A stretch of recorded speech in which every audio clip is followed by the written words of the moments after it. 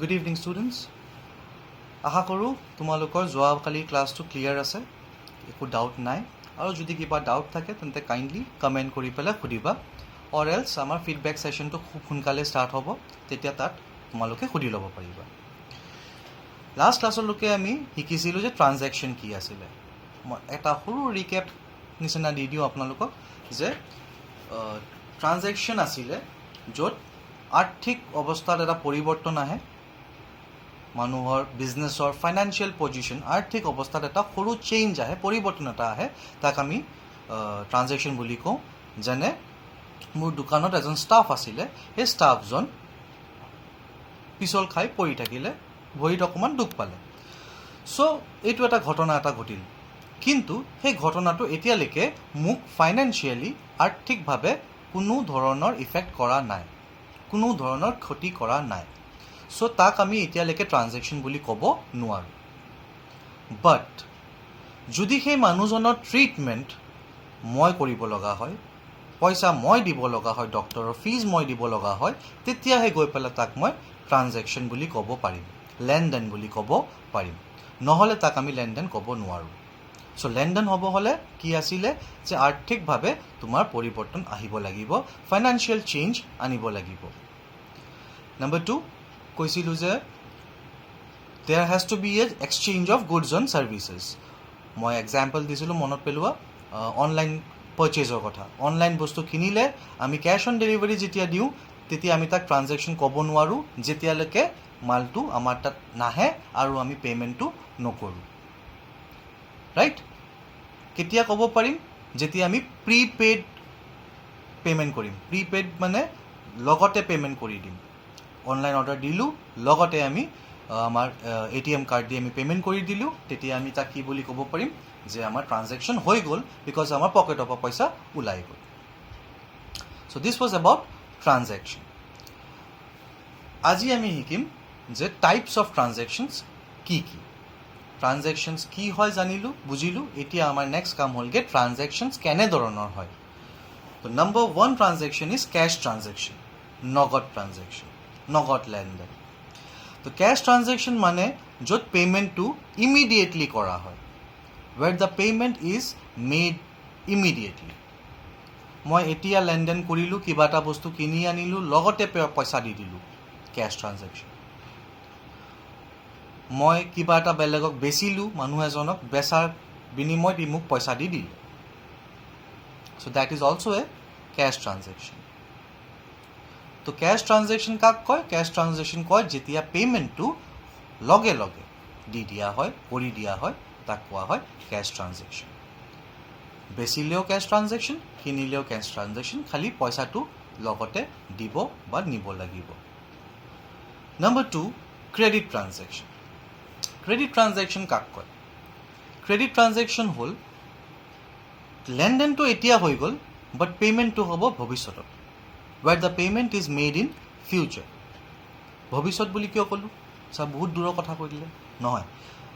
আজি ট্ৰানজেকশ্যন কৰিলোঁ, কাইলৈ পে'মেণ্ট দিম, দেট ইজ অলছ' ফিউচাৰ, সেইটো ভৱিষ্যত হয়। ৰাতিপুৱা কিনিলোঁ কাৰোবাৰ পৰা বস্তু, ইভিনিং পইচা দিম, দেট ইজ অলছ' ফিউচাৰ। চ' লগতে পে'মেণ্ট যেতিয়া কৰা নহয়, কাইলৈ, পৰহি, চতহি, আফটাৰ ফিউ ডেইজ, তেতিয়া তাক কোৱা হয় ক্ৰেডিট ট্ৰানজেকশ্যন, যাক আমি অসমীয়াত বাকী লেনদেন বুলি কওঁ। এইটো cash transaction and credit transaction, এই দুয়োটা বস্তু আমি প্ৰায় ভাগে আমি শুনিছোঁ, মেক্সিমামে আমি শুনিছোঁ, এণ্ড আমি পাই থাকোঁ এইটো বস্তু যে পইচা দি দিলোঁ, নগদ ট্ৰানজেকশ্যন, কেছ ট্ৰানজেকশ্যন, কাইলৈ দিম চাওক, দেট ইজ ক্ৰেডিট ট্ৰানজেকশ্যন, পৰহি দিম, তাৰপিছত দিম, পিছত দিম, দেট ইজ ক্ৰেডিট ট্ৰানজেকশ্যন। নতুনকৈ বস্তু এটা শিকিম, সেইটো হ'লগৈ paper transaction. 3 number paper, PAPER। চ' পেপাৰ ট্ৰানজেকশ্যন কাক কয়? যেতিয়া মই পেপাৰ ট্ৰানজেকশ্যন বুলি কওঁ, তেতিয়া কিছুমান ষ্টুডেণ্টে মূৰত আহে বা মোক কয় যে ছাৰ পেপাৰ ট্ৰানজেকশ্যন মানে চেক। তোমালোকৰো চাগে এতিয়া সোমাই আছে মূৰত এইটোৱে যে পেপাৰ ট্ৰানজেকশ্যন মানে চেক। তো লেট মি ক্লিয়াৰ যে পেপাৰ ট্ৰানজেকশ্যন যদি চেক হ'ল হয়, তেন্তে কেছো পেপাৰ ট্ৰানজেকশ্যনে হ'ল হয়। কেছোতো কাগজেৰে বনা ন, so' that is why cash paper ট্ৰানজেকশ্যনে হ'ব। নহয় তেনেকুৱা কথা। আৰু যদি তেনেকুৱাই কথা হ'ল হয় তেন্তে আজিকালি আৰু এটা ছিষ্টেম আছে যিটো থ্ৰুত আমি পে'মেণ্ট কৰিব পাৰোঁ, that is ATM card. Swipe কৰোঁ, পইচা দি দিওঁ, লগতে পকেটত পইচা লৈ নুঘূৰোঁ আজিকালি আমি। চ' তেতিয়া তাৰ কাৰণে আৰু এটা কেটেগৰী বনাব লাগিব, তেতিয়া সেইটো হ'বগৈ প্লাষ্টিক ট্ৰানজেকশ্যন, কাৰণ ক্ৰেডিট কাৰ্ডটো প্লাষ্টিক দি বনোৱা।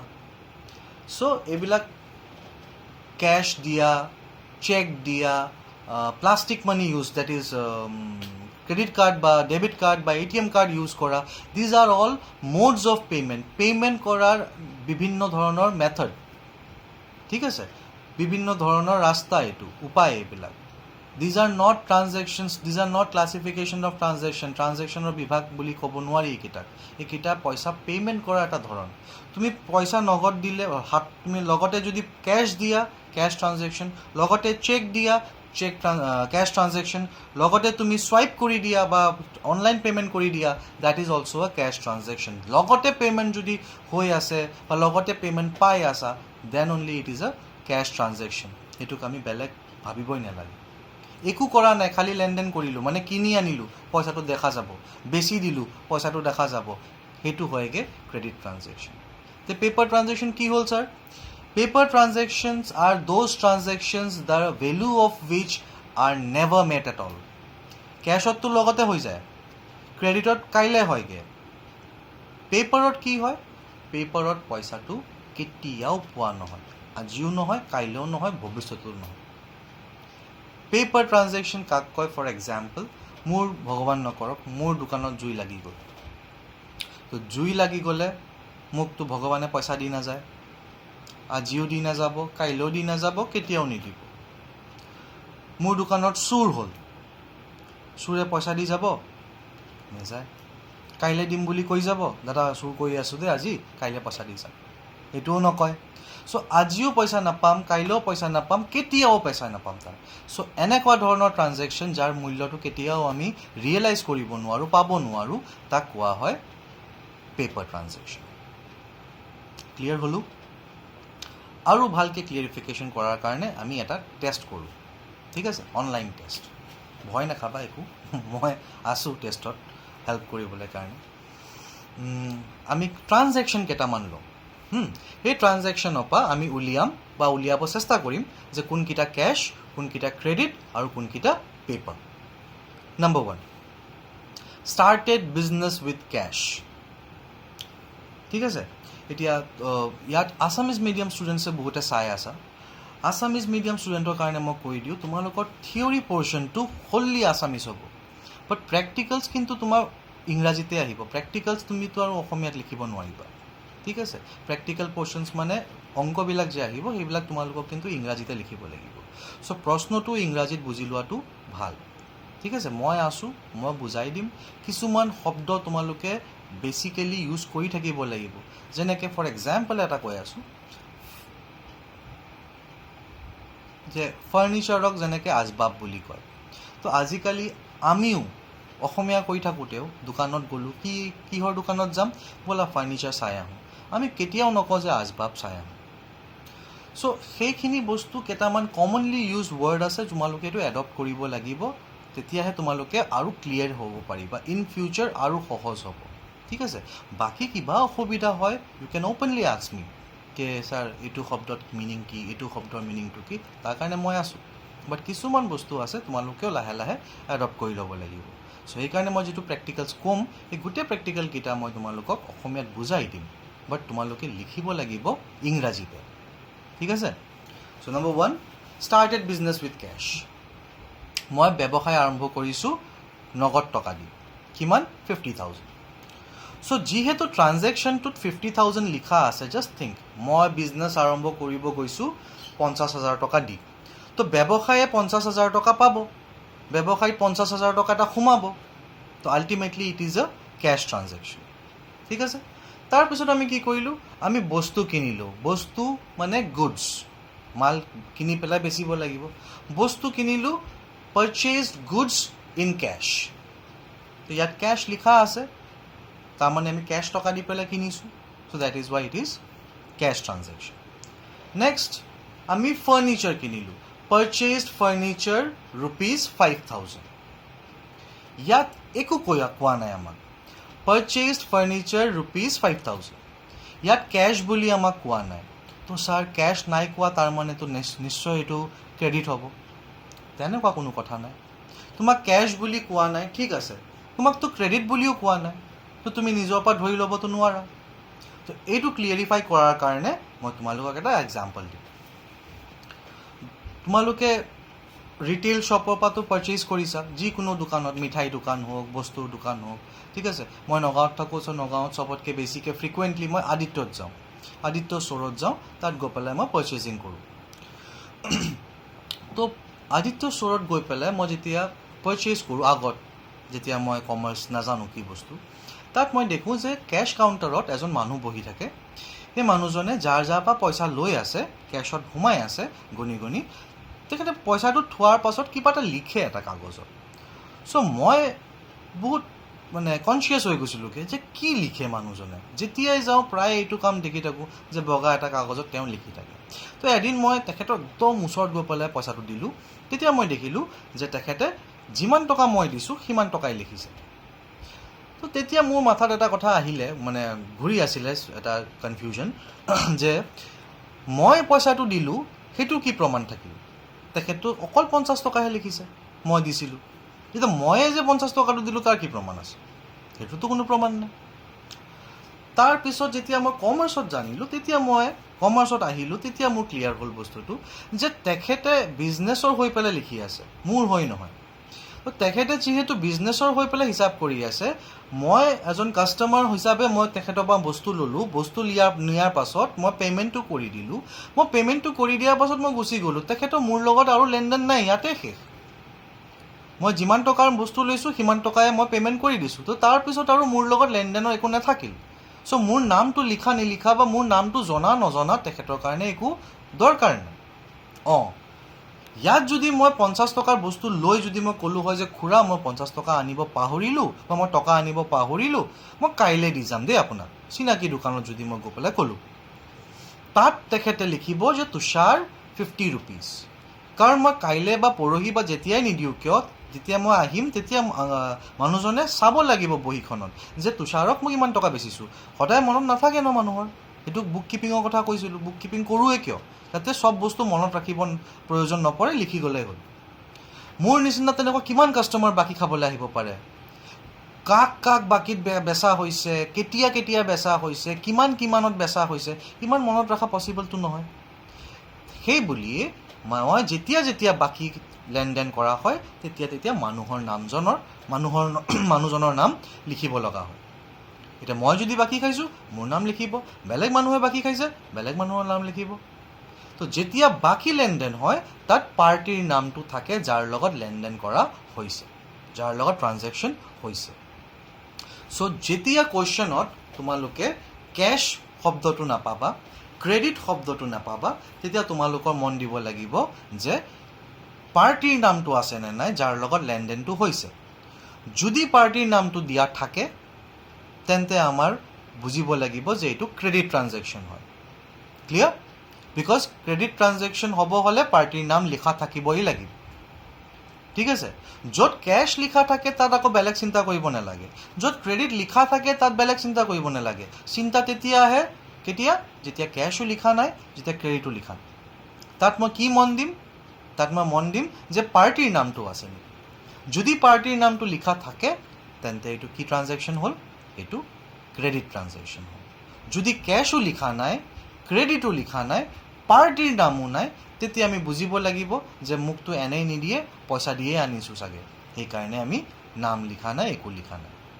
যেনেকৈ সেই মানুহজনে পেপাৰত অকল পইচা লিখি আছিল 50, 30, 40, 100, 200, সেইটো তাত কোনো পাৰ্টি লিখা নাই, কোনো কেছ লিখা নাই, ক'তো ক্ৰেডিট লিখা নাই, বাট অকল এমাউণ্টকেইটা চাই পেলাই গম পাই গ'ল যে এইটো কেছ ট্ৰানজেকশ্যন হয়, বিকজ একোৱে লিখা নাছিল। So' this is the way we identify কোনবিলাক কেছ, কোনবিলাক ক্ৰেডিট, কোনবিলাক পেপাৰ। তো মই কেইটামান ট্ৰানজেকশ্যন দিওঁ, ঠিক আছে, যিটো অনলাইন টেষ্টৰ কথা কৈছোঁ। যদি তোমালোকে ক্লিয়াৰ আছা, তোমালোকে যদি বুজি পাইছা, তেন্তে তোমালোকে কমেণ্টত মোক মেছেজ কৰিবা। মই প্ৰশ্নকেইটা দি আছোঁ, তোমালোকক কৈ দি আছোঁ। যদি কোনোবাই যোনে ফাৰ্ষ্ট কমেণ্ট কৰিব, যদি তাৰ আনচাৰটো কোনোবাই ছাপোৰ্ট কৰে তেন্তে লাইক কৰিবা, আৰু যদি কোনোবাই দেখে যে নাই কিবা এটা ভুল কৰিছে তেন্তে নিজৰ আনচাৰটো কাৰেক্টলি লিখিবা দিছ ৱে মই চাব পাৰিম যে কাৰ কাৰ ক্লিয়াৰ আছে মই চেক কৰি দিব পাৰিম যে কোনে কোনে শুদ্ধ কৰিছে ঠিক আছে মই আকৌ এবাৰ কৈ দিওঁ য'ত কেছ লিখা থাকিব that is definitely a cash transaction কৈ দিছে আমাক নগদ য'ত বাকী লিখা থাকিব তাত স্পেচিফিকেলি জনাই দিছে যে বাকীত ক্ৰেডিট য'ত একো লিখা নাথাকে তাত আমি কি চাম কি বিচাৰিম যে পাৰ্টিৰ নামটো আছে নে নাই যাৰ লগত লেনদেনটো হৈছে ফৰ এক্সাম্পল পাৰচেজড ফাৰ্নিচাৰ ₹5,000 ইয়াত একো লিখা নাই ইয়াত কেছো লিখা নাই ইয়াত ক্ৰেডিটো লিখা নাই ইয়াত পাৰ্টিৰ নামো নাই কি কাৰ পৰা কিনিছোঁ ফাৰ্নিচাৰটো ডেট কি বুলি ক'ম কেছ ট্ৰানজেকশ্যন বিকজ একো লিখা নাই যদি লিখা থাকিলেহেঁতেন পাৰচেজড ফাৰ্নিচাৰ ফ্ৰম আগৰৱাল ইণ্ডাষ্ট্ৰিজ ₹5,000 5,000 টকাৰ ফাৰ্নিচাৰ কিনা হৈছে আগৰৱাল ইণ্ডাষ্ট্ৰিজত নগদ কেছ বুলি লিখা নাই ক্ৰেডিট বুলি লিখা নাই কিন্তু আগৰৱাল ইণ্ডাষ্ট্ৰিজ য'ৰ পৰা কিনিছোঁ সেইটো লিখা আছে চ' ডেট ইজ ৱাইটো কি ট্ৰানজেকশ্যন হ'ব এইটো ক্ৰেডিট ট্ৰানজেকশ্যন হ'ব চ' এইদৰে তোমালোকে কেছ আৰু ক্ৰেডিট বিচাৰি ওলাব লাগিব ফাইন তো ট্ৰানজেকশ্যনকেইটা লিখা দুটা ক'লোঁ এটা হ'লগৈ পাৰচেজ ফাৰ্নিচাৰ ₹5,000 এটা হ'লগৈ purchase furniture from Agarwal industries ₹5,000 next লিখা পাৰচেজড গুডছ ইন কেছ লিখিছোঁ নেকি এইটো লিখিছোঁ চৰি পাৰচেজড গুডছ ₹3,000 নেক্সট লিখা sold goods to Ram in cash ₹5,000 sold goods to Ram in cash ₹5,000 next likha sold goods to Rahim ₹3,000 sold goods to Rahim ₹3,000 next likha paid into bank ₹5,000 paid into bank ₹5,000 next likha purchased goods from Karan ₹3,000 ঠিক আছে তো ইয়াৰলৈকে আমি cash and credit এইখিনিৰ পৰা আমি clear কৰি ল'ব পাৰিম আই হোপ তোমালোকৰ ক্লিয়াৰ হৈছে ছাৰ পেপাৰ ট্ৰানজেকশ্যনৰ একো নক'লে পেপাৰ ট্ৰানজেকশ্যন মই এইকাৰণে নাই কোৱা বিকজ পেপাৰ ট্ৰানজেকশ্যন আইডেণ্টিফাই কৰা বহুত সহজ কথা কাৰণ পেপাৰ ট্ৰানজেকশ্যনটো বহুত বেলেগ ধৰণৰ যেনে কি এক্সাম্পল দিছিলোঁ মই গুডছ লছ বাই ফায়াৰ বস্তুত জুই লাগি পেলাই নষ্ট হ'ল definitely paper transaction cash stolen from cash box কেছৰ পৰা পইচা চুৰ হ'ল পেপাৰ ট্ৰানজেকশ্যন কাৰণ এইখিনি বস্তু মই কেতিয়াও নাপাওঁ ৰাইট চ' এইখিনি বস্তু আইডেণ্টিফাই কৰা বহুত ইজি হয় সেইটো কাৰণে মই তোমালোকক নাই দিয়া বেচিকেলি প্ৰব্লেম হৈ যায়গৈ কেছ এণ্ড ক্ৰেডিট ওলোৱাত তো যিটোৰ কাৰণে মই তোমালোকক কনচেপ্টটো দিলোঁ যদি ভাল পাইছা যদি বুজি পাইছা কমেণ্ট কৰিবা এণ্ড প্লিজ তোমালোকক যদি যেনেকুৱা ধৰণৰে প্ৰব্লেম নহওক কিয় অকণমান কমেণ্ট ছেকশ্যনত ভাল পাইছা যদিও লিখিবা অসুবিধা হৈছে যদিও লিখিবা তেন্তে আমি ঠিক কৰিব চেষ্টা কৰিম যত্ন কৰিম বিকজ মোৰ কাৰণে একদমেই নতুন হয়গৈ ভিডিঅ' ক্লাছেছটো মই অনলাইন ক্লাছেছৰ হেবিচুৱেটেড হওঁ মই অনলাইন ক্লাছেছ কৰি আছোঁ বহুত দিন ধৰি বাট ভিডিঅ' ক্লাছেছ মোৰ কাৰণে একেবাৰে নতুন কনচেপ্ট হয় চ' মই অকণমান তোমালোকৰ ছাপৰ্ট বিচাৰোঁ ছাজেশ্যনছো বিচাৰোঁ আৰু যেনেকৈ মোৰ অলপ চাউণ্ডৰ ইছ্যু হৈ আছিলে কেইদিনমান ধৰি so' I am trying my level best to rectify this problem to solve this issue but যিমান দিনলৈকে এইটো প্ৰব্লেম থাকে যিমান দিনলৈকে এইটো ঠিক কৰিব নোৱাৰোঁ অকণমান আমি মিলাই পেলাই চলিব লাগিব ঠিক আছে চ' যদি ভিডিঅ'টো ভাল পাইছা প্লিজ নেক্সট ক্লাছ আকৌ জইন কৰিবা এণ্ড কণ্টিনিউ মোৰ ক্লাছখিনি কৰি থাকিবা যাতে গেপ নপৰে ইটছ লাইক এ চেইন এটা চেইন ভাঙি গ'লে গোটেইখিনি দিগদাৰ হৈ যায়গৈ মিলাবলৈ কাৰণে so' thank you for attending the class next class আমি আকৌ লগ পাম ফাৰ্ডাৰ কেইটামান নতুন বস্তু শিকিবলৈ কাৰণে থেংক ইউ